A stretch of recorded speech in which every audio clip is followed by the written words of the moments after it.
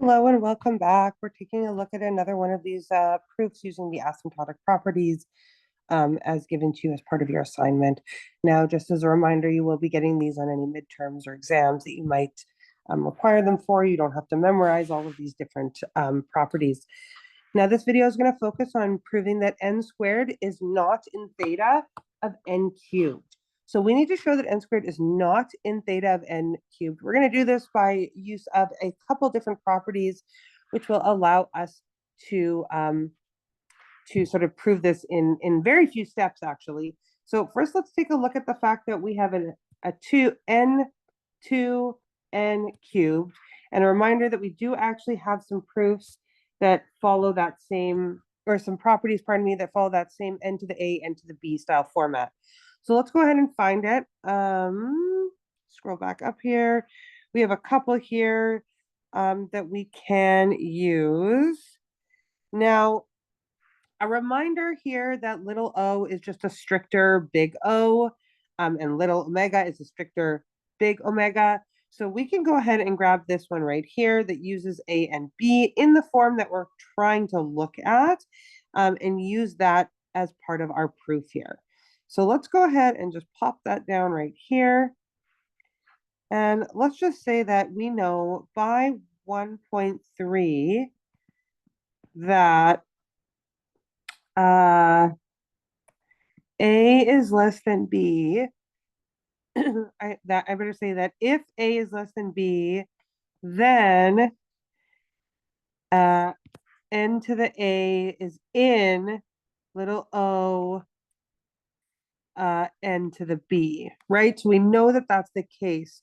So in this case, since 2 is less than 3, we can say n squared is going to be in little o of n cubed. Fantastic.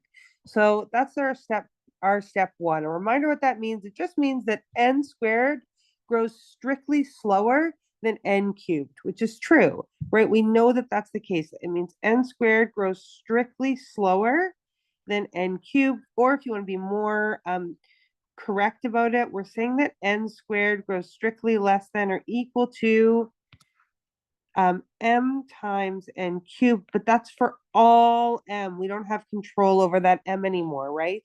So it's still true, but I'm just writing it out in a couple different ways. Okay, so the next thing that we want to look at is we want to look at another property which allows us to set an upper bound as well. So we've set, or sorry, a lower bound. This is our upper bound. We're saying it's definitely not going to grow any faster than n cubed. We need to set a lower bound as well in order to prove this. So let's go back to our list of properties here. And we have a big O. Sorry, we have a little o, and we have this not in, and that's really what we need, right? We're trying to find something that's not in the set. So using something that allows us to utilize the fact that we now are in this little o space is going to help us immensely. So let's go ahead and pop that one down here as well. So if we look at this one, we can say by 3.6, since n squared is in little o of n cubed, then n squared is not going to be, oops, that's very thick, not going to be in big omega of n cubed, right? So this means that n squared can't be a lower bound for n cubed, which makes perfect sense. Now, in order to finish off this proof, it's not a big one. We'll just highlight this as well so we don't lose those. I'll put a 1 here and a 2 here because I'm going to need those. I now have two pieces of information here. I have n squared is in this little o, and we have n squared is not in that omega. So now if we go back to our list of properties and we try to find one that we can use, again, little o is just a stricter version of big O, as we have seen many times before at this point. If we want, we can look right here. 3.4, if f is in little o of g, then f is in big O of g. Let's just do that step anyway. That's not going to be in your notes, but let's just do that step so that we can be really nice and explicit in what's going on here.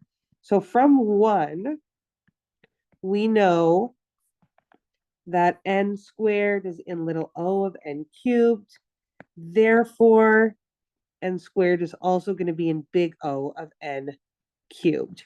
Okay, so now we've got a lot of pieces of information here where we're in big O of n cubed, but we're not in big omega of n cubed.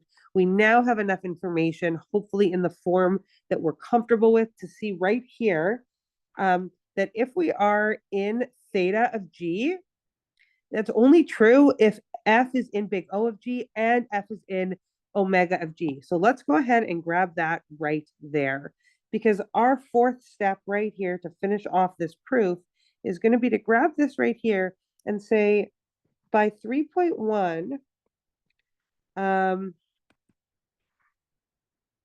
f is in this theta if and only if f is in big O of g and f is in big omega of g, right?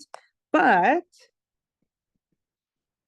by 2, f is, by 2, f is not in big omega of g, right? We have n squared is not in big omega of n cubed.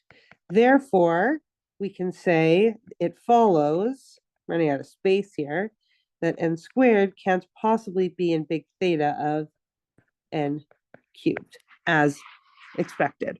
There we go. So just the more you practice these, the more familiar you're going to get with them. So yeah, so there aren't a whole lot of steps to this problem space, but sort of being able to figure out what you need to use can be tricky. So using the properties here, we are able to show that n squared grows strictly slower than n cubed. But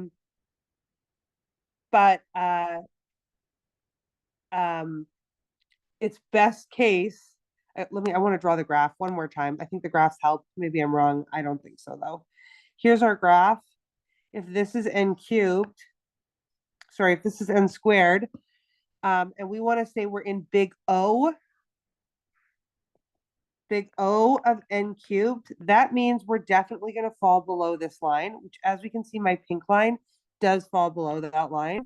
But in order for us to also be in theta, we have to prove that our big omega, that our big omega is also means that our pink line, our function, needs to be in this space above big omega. And as we can see, that's not the case. The only way that something can be in theta is if it falls above that line but below that line, right? Less than or equal. So that's the only space where it would be true. Of course, we can see this is on the outside. It's not true. So hopefully drawing it once again helps give a little bit of context, enough context to see why n squared is not in the set of theta n cubed. Okay, thanks everyone. I'll see you in the next video where we are going to prove that n log base 3 of n is in the set of little o n cubed. Until next time, thanks for joining me and I'll see you later.